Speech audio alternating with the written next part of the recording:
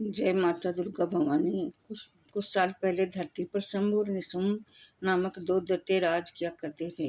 उन्होंने धरती पर पौराणिक कथाओं के बारे में बताती हूँ।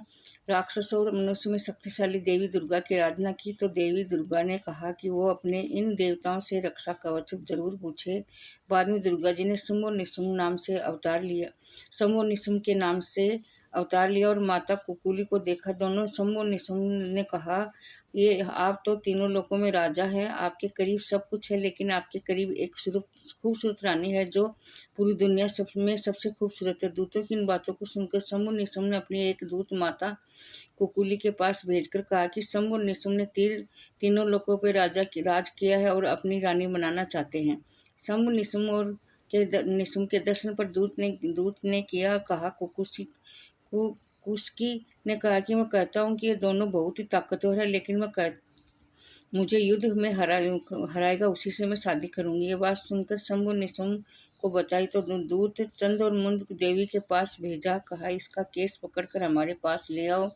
जब चांद और मुंड ने कहा, मुखिया देवी काशी के साथ चलने को कहा है, उन्होंने क्रोधित होकर अपनी काली रूप धारण कर लिया और असुरों को मार डाला। उन दोनों राक्षसों की देवी चामुंडा काली को कौशिकी के पास लेकर आई, वहां जहाँ से प्रसन्नता से देवी कौशिकी से कहा कि इन दोनों राक्षसों को मारा है, प्रसिद्ध चामुंडा के नाम से दुनिया में तुम्हारा नाम प्रसिद्ध होगा। चामुंडा देवी के मंदिर में इतिहास में चामुंडा देवी का मंदिर का इतिहास हिंदी में चामुंडा देवी के मंदिर का इतिहास जाने। इस मंदिर में इतिहास के बारे में बात करते हैं। कहानी बताई गई है। 400 साल पहले राजा पुजारी और मंदिर के स्थान पर बदलने की अनुमति दी थी। राजा ने पुजारी के दर्शन के सपने में दिखाई दिए मंदिर के स्थानीय करने की अनुमति देते हुए निश्चित स्थान पर खुदाई करने का आदेश दिया। जब उस स्थान पर खुदाई की गई तो वहां चामुंडा देवी की मूर्ति पाई गई।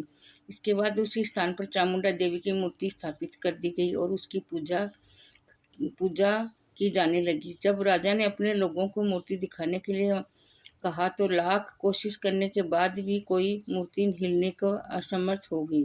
इसके बाद एक बार देवी पुजारी के सपन में दर्शन दिए और देवी ने कहा कि सभी लोग मूर्ति के साधारण समझकर उठाने की कोशिश कर रहे हैं।